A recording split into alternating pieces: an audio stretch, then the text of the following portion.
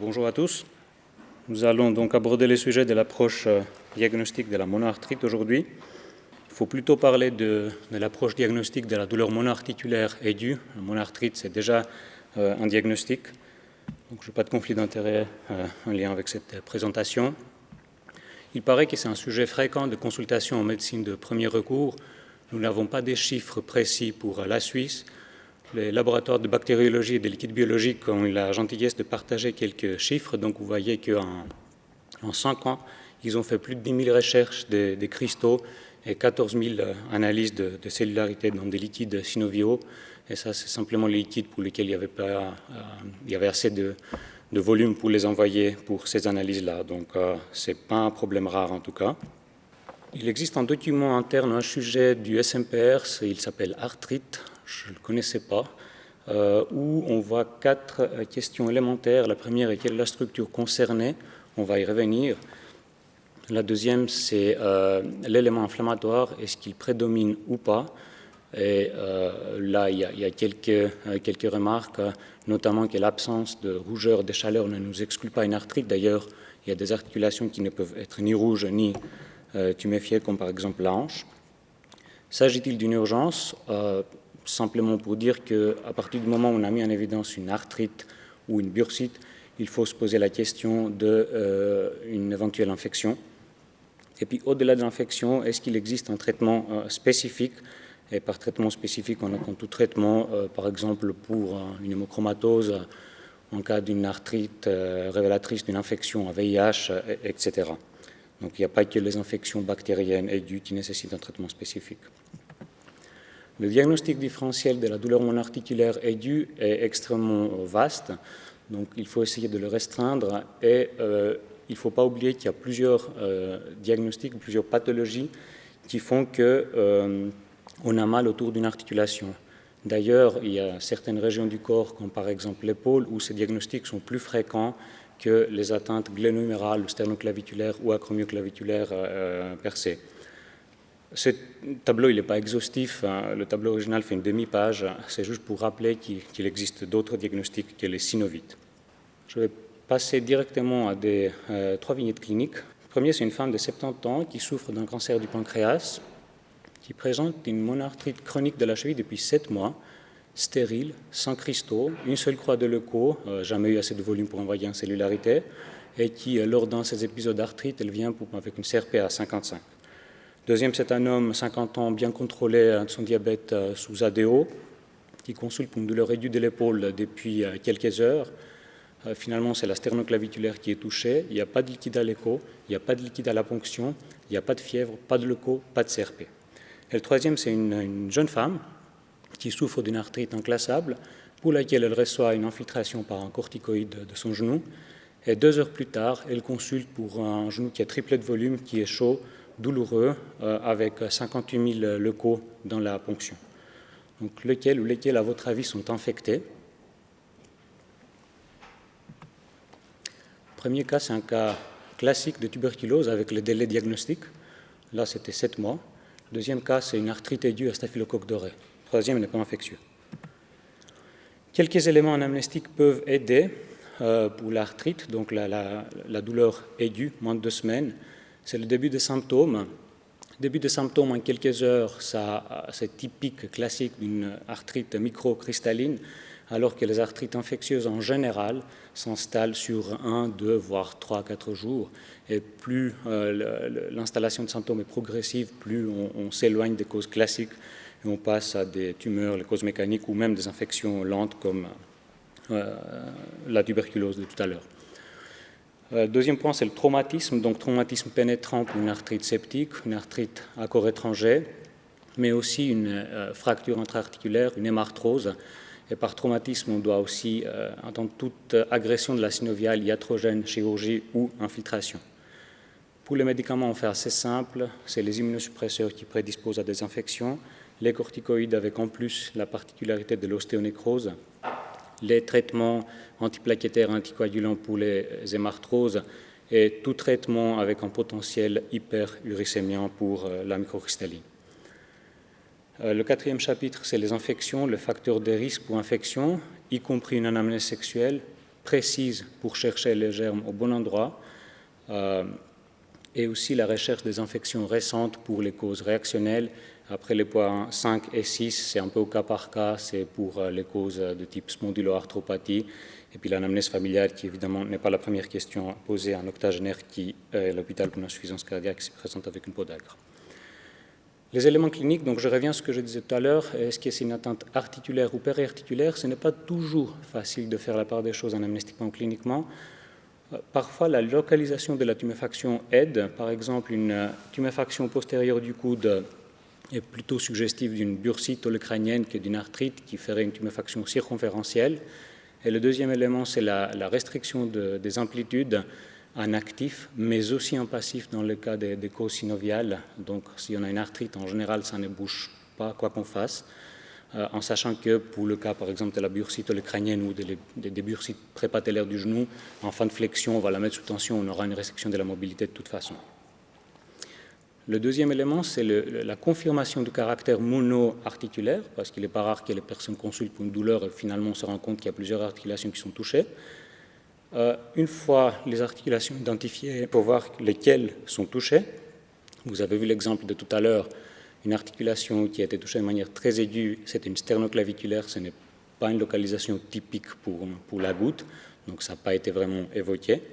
Et puis finalement, l'examen clinique de la peau, à la recherche d'un rash gonococcique, paraviral, etc., fait partie de l'examen clinique. Les yeux, c'est beaucoup plus simple, c'est la simple observation du conjonctivite ou d'une uvéite, ou même d'une mydriase, les cas qui ont déjà été traités par un ophtalmologue et qui viennent consulter pour une monoarthrite. Pour faire simple, il faut classifier la monoarthrite en aiguë et en chronique. Et vous voyez qu'il y a un trou d'environ 4 semaines entre les deux, ce qui est simplement une illustration du continuum de diagnostic, avec un curseur qui se déplace loin des causes classiques bactériennes et microcristallines vers les causes des infections indolentes et les rhumatismes inflammatoires. Si on prend les 5 causes que vous avez à gauche, donc microcristaux, infections, traumas, réactionnels et arthrose, on couvre la vaste majorité des diagnostics en médecine de premier recours. Pour l'hôpital, c'est encore plus simple. C'est microcristallin et infectieux chez un patient qui est hospitalisé pour une autre raison. Donc pas celui qui consulte aux urgences pour la monoarthrite, mais celui qui est à l'hôpital pour une autre raison. Il faut faire simple parce que sinon c'est tellement compliqué qu'on n'arrive pas à s'en sortir. Il y a des causes fréquentes et des causes rares. Il y a des causes qui sont en général monoarticulaires ou souvent oligoarticulaires. Ce qu'il faut retenir, c'est que pratiquement toute atteinte oligo- ou polyarticulaire peut commencer par une atteinte monoarticulaire. Donc c'est assez compliqué. C'est pour ça qu'il faut faire simple. Les examens paracliniques, il y a un examen qu'il faut retenir, c'est la ponction articulaire. Après, l'imagerie peut aider, bilan sanguin, microbiologie, etc. Mais on n'arrivera pas à un diagnostic en général si on ne fait pas une ponction. Donc c'est le geste à retenir. Pourquoi? Parce qu'on arrive à dire si le liquide est inflammatoire ou pas, s'il y a du sang, si c'est infecté et s'il y a des cristaux. C'est les 4 questions auxquelles la ponction peut éventuellement répondre avec ses limitations. Et qu'est-ce qu'il faut demander dans un liquide synovial? Il faut demander systématiquement la culture, tube vissé, bouchon bleu, les cristaux et la cellularité. Et on va privilégier la culture et après on fait le reste parce qu'on n'a pas toujours des gros volumes qu'on a dans un genou par exemple. Donc il faut d'abord faire la culture. Après, selon la suspicion, on va faire des PCR, des recherches des cristaux spécifiques et des cultures spécifiques aussi. Avec ça, on arrive à une classification du liquide synovial. Donc le liquide synovial normal, il est très visqueux et il y a très peu de cellules. Il est très visqueux d'ailleurs, son nom il vient de sa viscosité qui ressemble à celle du blanc d'œuf, et puis c'est Paracels, un Schwitzois qui l'a inventé, je ne sais plus quand. Le liquide mécanique, il reste visqueux, mais il y a des leucocytes. En général, il y a peu de leucocytes. Je fais exprès de mettre ce tableau où il vous montre jusqu'à 1000 pour le liquide mécanique et à partir de 2000 pour le liquide inflammatoire. Donc là, il y a un trou. Ça dépend des références. La classification est arbitraire. Et puis après, un liquide purulent avec plusieurs dizaines de milliers de leucocytes. En fonction du caractère du liquide, on peut évoquer des diagnostics différentiels bien précis. Dans le liquide non inflammatoire, on a toutes les causes mécaniques, tumorales, etc. Le liquide inflammatoire, on a un diagnostic différentiel un peu plus restreint de rhumatisme inflammatoire et de maladies des systèmes, infections et des arthrites microcristallines. Et puis plus on monte en leucocytes, plus on a deux diagnostics qui sont probables, c'est l'arthrite septique, donc bactérienne classique, et l'arthrite microcristalline. Le liquide hémorragique en gros, le liquide rouge, il peut être aussi mécanique ou inflammatoire, et c'est un diagnostic différentiel un peu à part. C'est un continuum, ce n'est pas une réalité absolue, et puis un chevauchement considérable. Un liquide mécanique qui survient dans le cadre d'une connectivite est dû à la connectivite. Un liquide peu inflammatoire peut être infectieux, il peut même être bactérien, dans le cadre par exemple d'immunosuppression, une phase très précoce d'une infection ou autour d'une prothèse. Inversement, un liquide qui est très cellulaire, il n'est pas forcément infecté, mais c'est quand même très probable. Les causes les plus fréquentes à l'hôpital donc, sont les arthrites microcristallines, gouttes, pseudo-gouttes, et l'arthrite septique. On va le détailler un tout petit peu. Sur cette dia, je compare l'arthrite septique et la goutte. À gauche, vous avez les facteurs de risque pour les arthrites septiques, à droite, vous avez les facteurs de risque pour la goutte. Tout en haut, vous avez les chiffres des fréquences. Donc vous voyez que la goutte elle est 1000 fois plus fréquente que l'arthrite septique dans la population générale. L'arthrite septique qui devient un problème dans des populations bien précises qui ont des facteurs de risque, comme par exemple nos populations de patients avec PER qui ont un risque augmenté d'arthrite septique par le traitement, mais aussi les destructions articulaires. En rouge, vous avez les facteurs de risque partagés entre ces deux pathologies. Et le message, c'est que devant une monoarthrite, il faut chercher ces facteurs de risque. Et quand on n'a aucun facteur de risque pour un diagnostic, il faut chercher un diagnostic alternatif. Petite parenthèse sur la chondrocalcinose, qui est le signe radiographique des dépôts de pyrophosphate de calcium.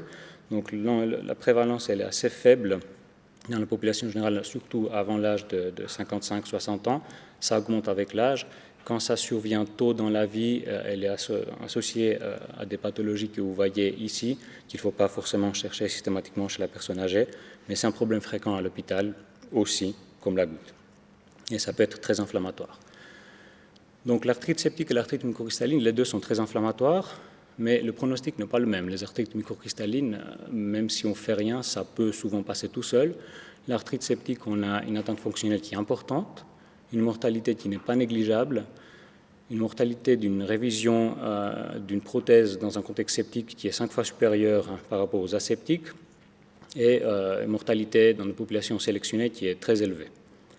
Cette diapositive résume un peu les différents éléments qui peuvent aider ou pas pour faire le diagnostic différentiel entre une arthrite septique et microcristalline. Vous avez en jaune ceux qui sont un peu plus importants. On se rend compte que le caractère monarticulaire ou polyarticulaire ne nous aide pas énormément. Effectivement, une arthrite oligo-polyarticulaire, c'est un peu moins probable qu'elle soit septique, mais finalement, c'est plus ou moins la même chose avec les microcristaux, et puis on finit par diviser par 10 l'incidence des deux pathologies, donc ça ne nous aide pas beaucoup. La fièvre n'est pas d'une grande aide non plus, parce qu'elle peut être absente dans jusqu'à 2/3 des cas d'arthrite septique. Elle peut tout à fait être présente dans les microcristaux, mais il faut surtout retenir qu'elle peut être absente en cas d'arthrite septique. Les marqueurs sanguins comme le leucocyte, CRP, ProCT ne sont pas d'une grande aide non plus, je vais y revenir. Par contre, la cellulite en regard de l'articulation concernée, c'est un signe assez important, pourvu qu'on arrive à faire la part des choses entre une rougeur accompagnant une arthrite microcristalline et une cellulite. Quand la rougeur dépasse largement les limites de l'articulation, ça parle plutôt en faveur d'une cellulite. Quand on a une bonne délimitation de cette rougeur, dans le cas de l'érysipèle, mais pas les atteintes les plus profondes, ça parle aussi en faveur d'une cellulite. Et enfin, c'est surtout l'évolution purpurique, bulleuse, pustuleuse qui parle en faveur d'une cellulite. Et c'est parfois le cas lorsque le patient consulte pour la première fois à l'hôpital. Donc il ne faut pas forcément attendre. Parfois, ils viennent, ils ont déjà cette évolution. Le foyer infectieux primaire, il n'est pas toujours identifié, c'est 50% des cas. Et puis inversement, quelqu'un qui vient pour une pneumonie à l'hôpital peut très bien développer une goutte, donc ce n'est pas une énorme aide. En geste articulaire récent, c'est extrêmement important. C'est une infiltration qui peut se compliquer d'une infection ou une chirurgie récente. Les globules blancs synoviaux, plus on monte, plus la probabilité de l'arthrite septique devient importante, en sachant que les arthrites microcristallines peuvent être très, très inflammatoires. mais en tout cas, c'est quelque chose qui peut vraiment nous aider. Heureusement, ça concerne très peu de liquides synoviaux. Le chiffre que je vous ai montré tout à l'heure, c'est même pas 3% des liquides synoviaux en 5 ans. L'examen direct positif, on ne va pas le banaliser, mais malheureusement, on n'est pas assez sensible. Là, on vous donne des chiffres de 30 à 50%, 75%, c'est plutôt du côté 30-40% de sensibilité, sans antibiotiques. Une fois les antibiotiques administrés, c'est pire. Et inversement, la détection des cristaux n'est pas synonyme d'une arthrite microcristalline parce que ça peut très bien se surinfecter. Finalement, la culture liquide synoviale, c'est parfait si elle est positive, mais le problème est qu'on ne l'a pas tout de suite. Si on va avoir un peu plus d'informations sur ce diagnostic différentiel microbiologique, sur le diagnostic microbiologique, je vous invite à lire ce papier de l'équipe d'infectiologie de la RMS en 2018. Je reprends l'histoire des marqueurs inflammatoires. Donc ça, c'est une ancienne étude. La ProCT a été décrite pour la première fois en 1993. Vous avez à droite de l'image la CRP. La colonne de droite, c'est les microcristaux, et puis l'autre colonne, c'est les septiques. Vous voyez que la CRP, le sang, il est là. Elle ne nous aide pas vraiment. Les résultats sont très dispersés. Alors qu'avec la ProCT, donc c'est l'image à gauche, les microcristaux sont un peu plus concentrés entre 0,5 et 1.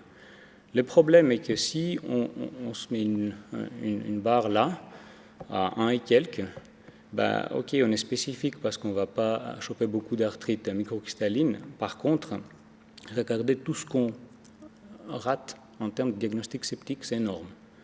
Pourquoi? Pour plusieurs raisons. Si on prend l'exemple du staphylocoque doré, sa présence dans la synoviale, dans le liquide articulaire, va dire beaucoup de phénomènes, entre autres la sécrétion d'interleukine en bêta et de TNF-alpha. C'est des cytokines qui sont très inflammatoires, pro-inflammatoires, qui vont induire la sécrétion d'IL-6 de manière directe et indirecte. Cet IL-6 va agir au niveau des hépatocytes pour stimuler la production des protéines de la phase aiguë, dont la CRP, ce qui explique l'élévation de la CRP dans le cas des arthrites septiques. Les microcristaux, là c'est la goutte, mais la pseudogoutte c'est pareil. La phagocytose des cristaux va induire le recrutement des composants de l'inflammasome NLPR3, dont le but final est d'activer une enzyme, la caspase. La caspase, elle fait un certain nombre de choses, entre autres, elle va cliver la pro-IL1-bêta à un IL1-bêta, donc on finit avec plus ou moins les mêmes médiateurs de l'inflammation. D'ailleurs, la procalcitonine, sa sécrétion, elle dépend aussi du TNF-alpha, d'IL1-bêta et de l'interleukine 6, ce qui finalement explique en tout cas en partie pourquoi on a ces limitations de la valeur de la procalcitonine sanguine pour le diagnostic de l'arthrite septique. Est-ce qu'avec ces démarches, on arrive à un diagnostic précis? C'est le cas dans 3/4 des cas, dans les 2 à 3 jours suivant la consultation, pour la monoarthrite aiguë, donc moins de 2 semaines. Si on passe aux monoarthrites chroniques, c'est un peu moins glorieux. Jusqu'à 50% restent sans diagnostic précis. Donc, c'est pas énorme. Je dirais que le message plutôt optimiste, c'est qu'il est presque toujours possible d'identifier les causes qui nécessitent une prise en charge spécifique ou urgente avec les démarches initiales, même si on reste avec un quart des cas qui n'ont pas de diagnostic précis, en tout cas au moment du diagnostic. Puis évidemment, pour la monoarthrite chronique, il faut se donner un peu de temps et voir quels sont les autres éléments en faveur des maladies systémiques ou d'un rhumatisme inflammatoire qui sortent au cours du suivi. En conclusion, devant une monoarthrite, l'urgence est l'arthrite septique. Les éléments clés sont l'anamnèse et l'examen clinique. L'examen clinique de toutes les articulations, c'est assez rapide. Et surtout la ponction. Et quand on ne sait pas la faire, on s'adresse à quelqu'un qui sait la faire. Il faut demander systématiquement une culture en examen direct, ça va ensemble. La cellularité et les cristaux. Et dans les causes fréquentes, on retrouve les microcristaux, les infections, mais aussi des traumatismes de l'arthrose qui couvrent, comme je disais tout à l'heure, la vaste majorité des diagnostics en médecine de premier recours. Avec ça, je vous remercie de votre attention. Je suis à disposition en cas de questions.